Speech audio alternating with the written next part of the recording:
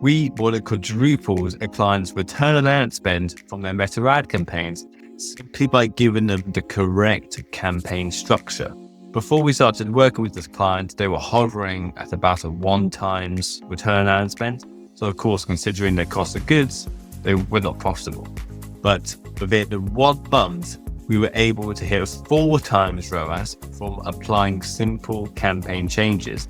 And in this video, I'm going to break down exactly what those campaign changes are so that you can apply them for your own business. If you're watching this video, it's very likely that your goal is to maximize the return on ad spend from your campaigns. So what I'm going to do is I'm going to list 5 key things that you shouldn't do, and then you can reverse engineer that to see what in turn you should do. Number 1, running a traffic campaign to get traffic and then to convert the traffic with sales, even with new ad accounts. I do understand the logic. In practice, it certainly doesn't work. With traffic campaigns, you're very likely to be optimizing for people who have clumsy thumbs and could accidentally be clicking on the ads. Even for new ad accounts, focus on sales, optimize for purchases, tell Meta what you want, and this will help the Meta pixel as much as possible. Number 2, running an engagement campaign to first get likes and comments on your ads. Again, I do understand the logic here, as ads with lots of likes and comments on them, in theory, should perform a lot better. But Meta don't differentiate between what positive and negative comments may be. And so you could actually be optimizing for people to leave negative comments on your ads. And also in practice, you would likely find that you'd have to spend more than you think in order to get the reasonable amount of positive likes and comments on the ads. And then if you factor the ad spend on the engagement campaign into your overall cost per purchase, you would very likely have been better off if you simply just allocated all the spend into the sales campaign. Number 3, have a very narrow audience. We may have seen people online recommending to go narrow with your Facebook ad audiences. This is actually how Facebook ads became popular many years ago because of how specific you can be with your targeting. But Meta actually recommends to have an estimated audience size of at least 2 million people. And this is a great ballpark. You definitely want to be broad and target millions of people rather than going too specific and confining the algorithm too much.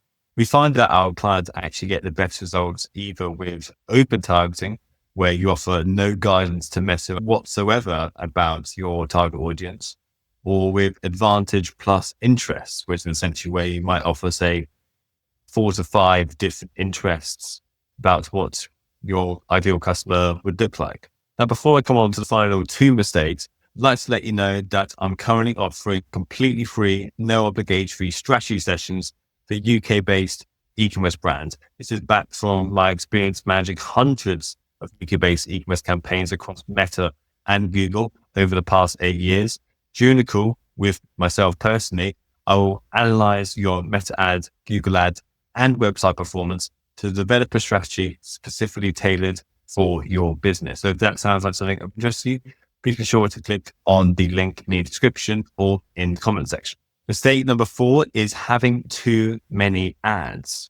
Now, if you have a smaller budget of say around $3,000 to $5,000 per month, would suggest to not have any more than 6 ads per ad set. Meta actually used to have this as a recommendation for all ad accounts to, regardless of ad spend, to not have more than 6 ads per ad set. I've actually recently removed this recommendation, which shows the sophistication of their algorithm there. So if you have higher ad spend, perhaps 5 figures per month, at least 10 grand per month in ad spend for your campaigns, then by all means, you can have 7, 8, 9, 10 ads within one ad set. But if you have a smaller ad budget, don't have too many ads. Make sure you have no more than 6 ads in any given ad set. Number 5 is you want to make sure that your performance goal is correct. Now, I'm in an example ad account at the moment. It's the ad set level. So you can see here, you have the campaign, the ad set, and the ad level in the top left-hand corner here. If you click on the ad set level at the top, you would see the conversion location here. For the large majority of you watching, you would be driving people to your site, whether that's a Shopify site or WooCommerce site. You then have the option to maximize the value of conversions or maximize the number of conversions. Now, it's slightly technical, so bear with me, but the maximize number of conversions, that is going to allow Meta to try and get as many purchases as possible, regardless of the value of the purchase. But ultimately, what you really want is to maximize the value of the purchases. You want the highest amount of orders value relative to the ad spend. You want to consider whether it's £100 order or whether it's a £10 order. That, of course, significantly influences the ROAS from your campaigns.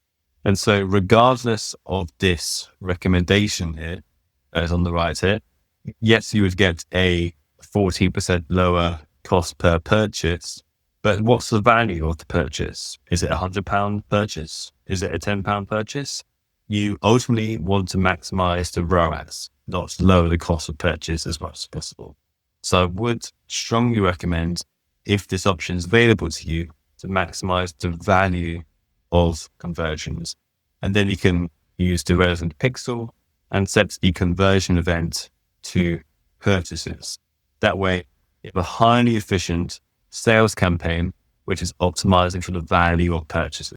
So I hope you found that video insightful. If you did find it valuable, please be sure to click the like button and subscribe for more related Meta and Google Ads content for UK-based e-commerce brands.